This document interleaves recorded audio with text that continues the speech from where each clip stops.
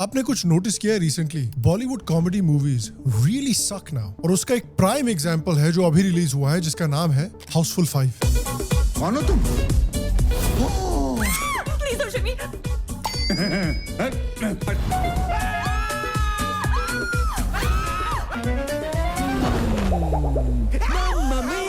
क्या है ये? Honestly we used to make movies like this. उठा ले रे देवा, उठा ले रे बाबा, मुझे अमीर को नहीं रे। मैं उस बाप की औलाद हूँ जिसके छोरे पे जब तक खून ना लगा हो ऐसा कोई दिन नहीं गया।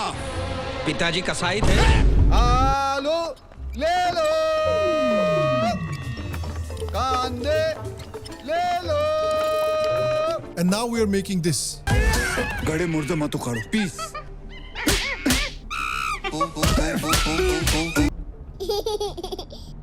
छोटी बच्ची है क्या? हाउसफुल 5 जैसी फिल्में ऑडियंस को ऐसे ट्रीट करती हैं जैसे कि ऑडियंस 5 साल के बच्चे हों, कि बस जोर जोर से चिल्लाओ, अजीब अजीब शक्लें बनाओ और ऑडियंस को आप इंटरेस्ट करके रख सकते हो। And you know it's a real shame, क्योंकि मेरी सारी जितनी भी बॉलीवुड मूवीज हैं फेवरेट, ऑलमोस्ट सारी की सारी कॉमेडीज हैं। मैं जब बड़ा हो रहा था तो एक से एक कल्ट क्लासिक और क्लासिक बॉलीवुड कॉमेडी मूवीज निकल के आ रही थी, जैसे हेरा फेरी हुई, हलचल हुई, गोलमाल हुई, वेलकम हुआ। तो आज के वीडियो में हम बात करते हैं कि क्या हो गया है बॉलीवुड को, और खासकर बॉलीवुड की कॉमेडी मूवीज को। ये कॉमेडी मूवीज बनाना भूल कैसे गए हैं, और क्या हमारे पास बॉलीवुड में हाउसफुल 5 जैसा स्लॉप देखने के अलावा और कोई ऑप्शन नहीं है? हेलो, शाम शर्मा शो के इस एपिसोड में आपका बहुत बहुत स्वागत है। मैं हूं सेकुलरिज्म का सीईओ शाम शर्मा, और आप सबको एक सेकंड प्रणाम। देखिए, मैं बॉलीवुड कॉमेडीज के बारे में बात स्पेसिफिकली करना चाहता था बिकॉज वो एक मेरा बहुत फेवरेट जॉनरा है। जैसा कि मैंने कहा, ऑलमोस्ट मेरी जितनी भी फेवरेट बॉलीवुड मूवीज है, pretty much all of them are comedies। और इंडियन मूवीज का हमेशा से ही एक बहुत स्ट्रॉन्ग कॉमेडी कल्चर रहा है, इंडिपेंडेंस से लेके 2000s तक। मेरी समझ में ये नहीं आता साले, इतनी बड़ी आइटम बम तेरे प्यार में गिरी कैसे?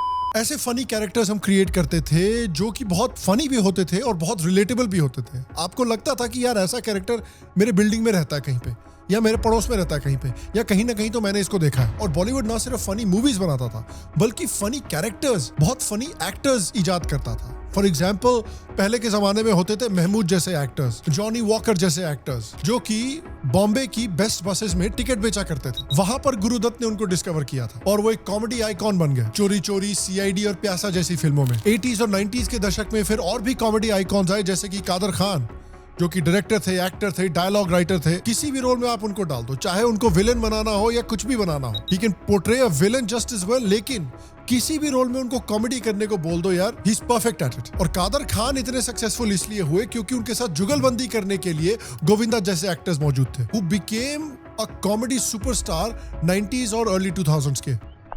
सेठ जी आइए, सेठ जी क्या खाएंगे? ये जूता। सेठ जी को जूता खिलाओ। अबे जूता खिलाओ नहीं, उतार के दे। उस दशक में जो फिल्में इन्होंने बनाई थी, बेसिकली सारी की सारी सुपरहिट होती थी, ब्लॉकबस्टर्स होती थी। देखिए, बच्चों ने कहा कि अच्छे बुजुर्ग जिद नहीं करते।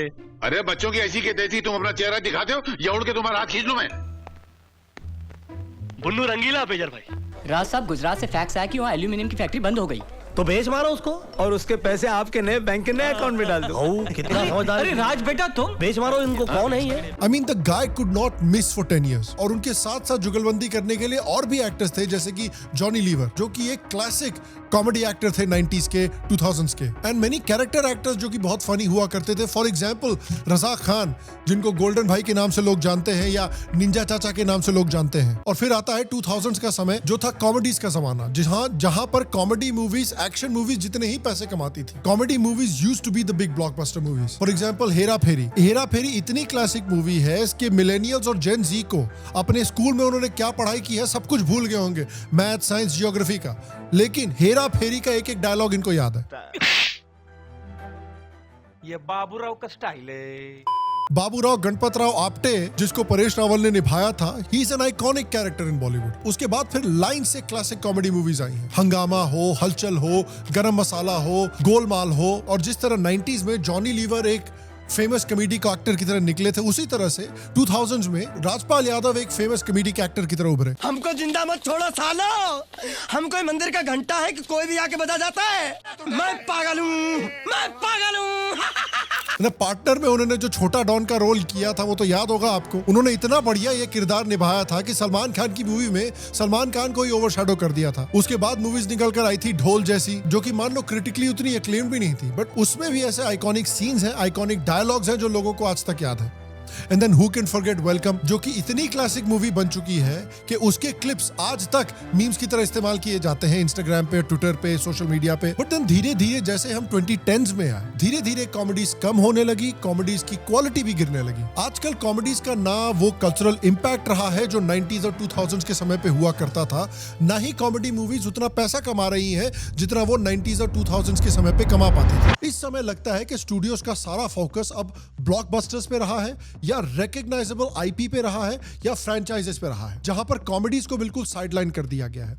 ना उनको मार्केटिंग मिलती है, ना उनको प्रॉपर रिलीज का विंडो मिलता है। अगर आप पिछली 10 साल में हॉलीवुड को देखेंगे तो उसी का पैटर्न बेसिकली बॉलीवुड में हम अब देख रहे हैं। हॉलीवुड को अगर आप देखिए पिछले 10 सालों में, तो एक चीज बिल्कुल क्लियर हो जाती है कि उनका फोकस ज्यादातर फ्रैंचाइजेस पे और फेमस आईपीज पर चला गया है। उनका गोल अब हो गया है कि हम प्रॉफिट्स को किस तरह से मैक्सिमाइज करें इस तरह की मूवीज बनाकर। इस चक्कर में स्टूडियोज बहुत ही ज्यादा रिस्क अवर्स हो गए हैं और ओरिजिनल स्क्रिप्ट्स पे ना बजट लगाते हैं, ना मार्केटिंग का पैसा खर्च करते हैं। अब सब के सब हाई आरओआई वाली बड़ी बड़ी फ्रैंचाइज फिल्म्स बनाने में लगे हुए हैं, जो कि ओवरसीज में भी बड़ी बड़ी सुपरहिट्स बने। चाहे अवेंजर्स हो, मार्वल का फ्रैंचाइज हो, डिज्नी का फ्रैंचाइज हो, पुराने 80s और 90s के बड़े बड़े मूवीज हो, उनके बिग बजट सीक्वल्स बनाने हो, तो उस वजह से कॉमेडीज, स्पेशली जो ओरिजिनल कॉमेडीज हैं, उस पे कोई पैसे ही नहीं लगाता। एक और प्रॉब्लम ये हो गई है कि पहले, और खासकर कोविड के पहले, एक्टर्स के नाम पे लोग थिएटर जाया करते थे। अब सीन पूरा चेंज हो गया है। अब लोग आईपी और फ्रैंचाइज के नाम पे जाते हैं थिएटर में। किसी ने सही कहा था सोशल मीडिया पे कि स्टार पावर का जमाना एक तरह से खत्म हो गया है। अब ज्यादातर लोग आईपी के नाम पर जाते हैं मूवी देखने के लिए, एक्टर्स के नाम पर नहीं। यही चीज हमको बॉलीवुड में भी टू एन एक्सटेंट देखने को मिल रही है। जो सक्सेसफुल कॉमेडी मूवीज भी होती हैं या बिग बजट कॉमेडी मूवीज भी होती हैं, वो पुरानी हिट फिल्मों के सीक्वल होती हैं या एस्टैब्लिश्ड फ्रैंचाइजेस होती हैं, जैसे भूल भुलैया, गोलमाल या हाउसफुल। तो बेसिकली जो मिड बजट कॉमेडीज थी वो थिएटर्स से गायब हो रही हैं। और आप याद रखिए, जो 2000s की, 90s की सबसे आइकॉनिक कॉमेडी मूवीज हैं, जैसे हेरा फेरी, हलचल, चुप चुप के, वेलकम, नो एंट्री, ढोल, ये सारी मिड बजट मूवीज थी। और अब क्या हो रहा है कि अगर आपको कॉमेडी मूवीज बनानी है, सक्सेसफुल कॉमेडी मूवीज बनानी है, तो एक एस्टैब्लिश्ड फ्रैंचाइज को यूज करना है। और अब आप देख रहे हैं कि बस आप फ्रैंचाइज के नाम पे मूवी बेच रहे हैं, उसमें कुछ एफर्ट नहीं डाला जा रहा, कोशिश नहीं की जा रही कि चलिए फ्रैंचाइज की मूवी भी हो, हम इसको कैसे और भी फनी बना सकते हैं, और भी इन्वेंटिव बना सकते हैं, और भी क्लेवर बना सकते हैं। तो जिस तरह हमको स्लॉप देखने को मिल रहा है इंस्टाग्राम पे और यूट्यूब पे, वही स्लॉप अब हमको मूवीज में देखने को मिल रहा है in terms of these big budget franchise movies. कोई भी नया हेरा फेरी नहीं बना रहा, कोई भी नई हाउसफुल नहीं बना रहा, कोई भी नया भूल भुलैया नहीं बना रहा, सब इन फ्रैंचाइजेस को मिल्क कर रहे हैं। इसी वजह से आप देखिए कि अक्षय कुमार जैसे जो इतना टैलेंटेड कॉमेडिक एक्टर है, is basically coming in sleep walking through these franchise movies. और सिर्फ ये रीजन ही नहीं है, एक और बड़ा रीजन इन माय ओपिनियन कि क्यों बॉलीवुड कॉमेडीज फेल हो रही हैं, that is the rise of OTT. क्योंकि देखिए, इंटरनेट के पहले, यूट्यूब के पहले, इंस्टाग्राम के पहले और ओटीटी प्लेटफॉर्म्स के पहले लोग ज्यादातर कॉमेडी को टीवी पे या थिएटर्स में कंज्यूम करते थे। तो बेसिकली देश की पूरी ऑडियंस एक ही चीज देख रही थी एक तरह से। तो जो स्टार्स निकल के आते थे, जिनको पूरा देश रिकॉग्नाइज करता था, वो टीवी से निकल के आते थे, मूवी से निकल के आते थे, जैसे गोविंदा हुए, राजपाल यादव हुए, जॉनी लीवर हुए। आज के जो कॉमेडी स्टार्स हैं वो इंस्टाग्राम से निकल के आ रहे हैं, यूट्यूब से निकल के आ रहे हैं, ओटीटी से निकल के आ रहे हैं, जैसे समय रैना, अभिषेक उपमन्यु, आशीष चंचलानी। तो बेसिकली ओटीटी प्लेटफॉर्म्स और सोशल मीडिया प्लेटफॉर्म्स जो हैं, उन्होंने थिएटर ऑडियंस का, टीवी ऑडियंस का बहुत बड़ा चंक खा लिया है। यार मम्मी, मेरे पास ना मूवी थिएटर जाने का टाइम नहीं है, ठीक है, मैं इंस्टाग्राम पे एआई ब्रेन रॉट देख रहा हूँ। देखिए, इट्स नॉट ऑल बैड। ऐसा नहीं है कि ओटीटी बड़ी खराब चीज है। ये इंटरनेट की वजह से ही मेरा पूरा करियर चल रहा है यार। इंटरनेट नहीं होता तो मेरा करियर नहीं होता। एंड बहुत सारे लोग अपना करियर बना पा रहे हैं जिनको बॉलीवुड वगैरह में चांस नहीं मिलता, टीवी पे चांस नहीं मिलता। उनको जरूरत नहीं है बिन स्टूडियोज, वो अपने बूते पे, अपनी क्वालिटी पे, अपने टैलेंट के बूते पे फेमस हो रहे हैं और पैसे कमा रहे हैं। That's a very good thing। और OTT और YouTube जैसी प्लेटफॉर्म्स की वजह से अब इंडिया के लोगों को लोकल ही नहीं बल्कि वर्ल्ड क्लास इंटरनेशनल कॉमेडी भी कंज्यूम कर रहे हैं। और याद कीजिए, मैंने कहा था कि बॉलीवुड जो है मिड बजट कॉमेडीज अब नहीं बना रहा है। वेल एक्चुअली वो बना रहे हैं, लेकिन वो मूवीज अब थिएटर्स में नहीं जा रही हैं। वो ज्यादातर मूवीज अब OTT प्लेटफॉर्म्स पर जा रही हैं, क्योंकि ऑडियंस का बिहेवियर शिफ्ट कर गया है। उनका मानना है कि अनलेस कोई ब्लॉकबस्टर फिल्म हो, जैसे कि RRR हो, कल्कि हो, कश्मीर फाइल्स जैसी इंपैक्टफुल फिल्म हो, या फिर हाउसफुल 5 हो, हम क्यों पेट्रोल के पैसे खर्च करें, हम क्यों टिकट के पैसे खर्च करें, हम क्यों इतनी गर्मी में घर के बाहर निकले। घर पे बैठ के एसी की हवा खाते खाते हम आराम से OTT पे ये सारी मूवीज देख सकते हैं, क्योंकि OTT के पैसे तो हम ऑलरेडी दे ही रहे हैं। तो बॉलीवुड भी बेसिकली एक तरह से ये समझ गया है और लोगों को थिएटर आने के लिए कन्विंस करने के बजाय उनको OTT पे स्लॉट प्रोवाइड करना शुरू कर दिया है। एफर्ट डालना एक तरीके से बंद कर दिया गया है। हाउसफुल मूवी में आप देखिए, अक्षय कुमार जो ओरिजिनल हाउसफुल मूवी में जोक मारा था, वही 14 साल के बाद दोबारा थोड़ी सी बेहतर VFX टेक्नोलॉजी के साथ मार रहे हैं। फोन दे दे बेटा, मंकी बेटा फोन दे। देख दो झापड़ मार चुका अपनी।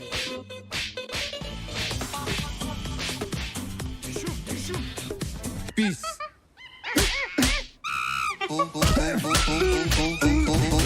कुछ तो मेहनत करो यार। और वो आप क्रिटिकल रेटिंग्स में भी देख सकते हैं। हाउसफुल 1 की रेटिंग 5.6, 2 की 5.4, 3 की 4.9, 4 की 3.6, 5 की 3.9। ये हालत तो रखी है। ये लेवल है एफर्ट का। मतलब इन बड़ी big budget franchise slope movies से एफर्ट उसी तरह से गायब हो गया है जैसे दीपिका संदीप वंगा की मूवी से गायब हो जाती हैं। और क्योंकि अब ये जो मूवीज हैं ये फ्रेंचाइज के नाम पर डाली जा रही हैं, ये फ्रेंचाइज के नाम पर मार्केट की जा रही हैं, IP के नाम पर मार्केट की जा रही हैं, टैलेंट के नाम पर नहीं की जा रही, क्रिएटिविटी के नाम पर नहीं की जा रही, इसलिए अब मेहनत है ही नहीं इसमें। इम्प्रोवाइजेशन खत्म हो गई है। आप याद कीजिए 90s 2000s के समय में जो एक्टर्स थे वो जेन्युइनली टैलेंटेड थे। वो डिलीवरी ऐसी करते थे, इम्प्रोवाइजेशन ऐसी करते थे कि मजा आ जाता था उनके वीडियोस देखकर। और अब आप देखिए कि हम उन मूवीज के मीडियोकर रीमेक्स बना रहे हैं, जैसे कि साला कूली नंबर 1, जुड़वा 2, और उसमें इस तरह की हमको एक्टिंग देखने को मिल रही है। डिस्को डांसर की औलाद, who are you? Who are you? I know who are you. Mahendra Pratap Singh का बेटा, सिंगापुर का राजा। अरे जा जा। ये वर्ल्ड मेरा घर है, स्टेशन मेरा अड्डा, काम सामान उठाना, लोगों का दिल फैलाना, नाम राजू और fun, but I like to have fun. इसलिए लोग मुझे बुलाते हैं कूली नंबर 1। कोई शक? और क्योंकि एक तरह से एफर्ट कम हो गया है बॉलीवुड मूवीज में कॉमेडी बनाने में, तो अब ज्यादातर एफर्ट लो ब्राउ ह्यूमर पे जाता है कि भाई हम वल्गर कैसे बनाएं, क्रिंज कैसे बनाएं, बेसिकली सॉफ्ट पॉर्न कैसे बना दें। जीजू, हाय जीजू। जीजू, अब आप हिल नहीं सकते। Tackle tackle tackle tackle tackle. जीजू हिल गए। जीजू हिल गए। जीजू हिल गए। जीजू हिल गए। दीदी जल्दी आओ, देखो जीजू हिल गए। होप कर रहे हैं कि दबा दबा के मूवी में वल्गैरिटी डालेंगे ताकि कुछ ठरकी लोग कम से कम थिएटर में हमारी मूवी देखने के लिए आ जाएंगे। और देखिए, मैं ये नहीं कह रहा कि 90s में 2000s में वल्गैरिटी नहीं होती थी मूवीज में, चाहे नो एंट्री हो, मस्ती हो, क्या कूल है हम हो, एक्सक्यूज मी हो, इन सारी मूवीज में वल्गैरिटी भी थी, बट उसके साथ साथ भी लेजिटिमेट कॉमेडी भी थी यार। उस समय पे लेजिटिमेट कॉमेडी मूवीज निकल के आया करती थी जिसमें क्रिएटिविटी थी, टैलेंट थी, मेहनत थी, क्योंकि आपको क्रिएटिविटी के नाम पर मूवी बेचनी थी, क्योंकि आपको टैलेंट के नाम पर मूवी बेचनी थी, क्योंकि आपको स्मार्ट कॉमेडी के नाम पर मूवी बेचनी थी, IP के नाम पर नहीं बेचनी थी। आज की डेट में ये मुद्दा है ही नहीं, अब बस वल्गैरिटी प्रमोट करनी है। हाउसफुल 5 में भी यही हालत हो रखी है। तो क्या कॉमेडी मूवीज की परमानेंट मौत हो चुकी है? Can they never come back in the theatrical experience? देखिए, मुझे लगता है कि अभी भी चांस है कि बॉलीवुड कॉमेडी मूवीज को बचा सकता है, स्पेसिफिकली ऐसी मूवी जो थिएटर में रिलीज होती है। इंडस्ट्री अगर चाहे तो एक कलेक्टिव डिसीजन ले सकती है कि देखिए, हाँ, हम बड़ा पैसा फ्रेंचाइज पे लगाएंगे और वैसे ही IP मूवीज को बड़े पर्दे पे रिलीज करेंगे, लेकिन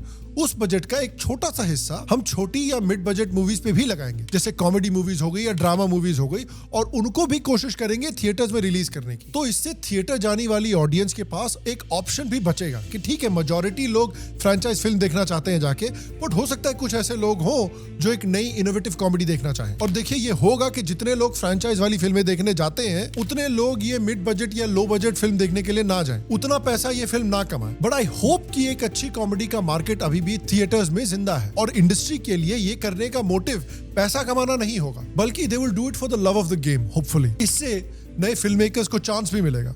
वो लो बजट फिल्म से अपनी टैलेंट दिखा पाएंगे। अगर उनकी फिल्म को क्रिटिकल अक्लेम मिलता है या डिसेंट फाइनेंशियल सक्सेस मिलती है तो उन्हें फ्यूचर में फिर बड़े बजट्स और फ्रेंचाइजेस डायरेक्ट करने का मौका दे सकती है बॉलीवुड के स्टूडियोज। इस तरह फ्रेंचाइज मूवीज की क्वालिटी भी इंप्रूव हो सकती है कि भाई जो इंडी मूवीज में इतने सक्सेसफुल हुए हैं इनको हम चांस दें फ्रेंचाइज मूवीज डायरेक्ट करने का, तो हाउसफुल 5 को 3.9 की रेटिंग नहीं मिलेगी। हो सकता है ये जो नए डायरेक्टर हैं, हंग्री डायरेक्टर्स हैं, ये आए, इनको हाउसफुल 5 डायरेक्ट करने का मौका मिले। They use some creative humour, they use some smart humour, they use some good actors and इसको 7 की रेटिंग मिले, 8 की रेटिंग मिले। तो एक तरह से विन विन हो सकता है ये पूरी इंडस्ट्री के लिए। एंड देखिए, मुझे पता है कि ये चीज OTT पे ऑलरेडी हो रही है। वहां नए हंग्री फिल्म मेकर्स को ऑलरेडी मौका मिल रहा है और सक्सेसफुल फिल्म मेकर्स को बड़े प्रोजेक्ट्स भी मिल रहे हैं। लेकिन maybe I am old school, I still believe in the theatre experience. अभी मैं कुछ समय पहले ही थिएटर में एक मूवी देखने के लिए गया था and I just enjoyed the theatre experience almost as much as the movie. एक अच्छी कॉमेडी मूवी देखना क्राउडेड हॉल में बैठकर पूरी ऑडियंस के साथ, it's just a wonderful experience. मुझे याद है कि जब मैं स्कूल में था तो मैं वेलकम देखने के लिए गया था थिएटर में अपने दोस्तों के साथ। पूरा हॉल भरा हुआ था, एक एक डायलॉग पे लोग एकदम जोर जोर से हंस रहे थे, सारे गानों पे पूरा हॉल रॉक कर रहा था and the atmosphere was incredible. People enjoyed the movie so much और मैं चाहता हूं कि सब लोग इस तरह का एक्सपीरियंस थिएटर्स में करें। तो अगर आपको भी ऐसा एक्सपीरियंस वैल्यूएबल लगता है तो थिएटर्स में आप जाइए, मिड बजट कॉमेडीज को देखिए, उन्हें रिवॉर्ड कीजिए, उन्हें वो फाइनेंशियल रिवॉर्ड दीजिए जो वो डिजर्व करते हैं। मैं चाहता हूं कि और लोगों को वो थिएटर वाली फीलिंग मिले। Maybe I am a boomer यार, मे बी मेरा दिमाग बूमर बन चुका है। Maybe people don't want to go to theatres anymore. Maybe लोग घर पे ही बैठ के मूवीज देखना चाहते हैं। Maybe the future of Bollywood and the future of entertainment is AI slop and brain rot. But मैं आपसे पूछना चाहता हूं कि क्या आपको लगता है कि हमें थिएटर गोइंग एक्सपीरियंस को प्रिजर्व करना चाहिए? क्या आपको लगता है कि थिएट्रिकली रिलीज्ड बॉलीवुड मूवीज को हमको प्रोटेक्ट करना चाहिए, प्रिजर्व करना चाहिए, उसका कमबैक होना चाहिए and hopefully we can get better comedy movies than Housefull 5? क्या लगता है आपको? नीचे कमेंट सेक्शन में मुझे जरूर बताएं। और अगर ऐसा हो सकता है, अगर आप ऐसा चाहते हैं तो इंडस्ट्री को क्या स्टेप्स लेने चाहिए वो भी नीचे मुझे कमेंट सेक्शन में जरूर बताएं। बाकी आपसे अगले एपिसोड में मुलाकात होगी गाइस, एंड तब तक के लिए स्वस्थ रहे, सुखी रहे, फिर मिलेंगे और आप सबको एक सेकंड प्रणाम।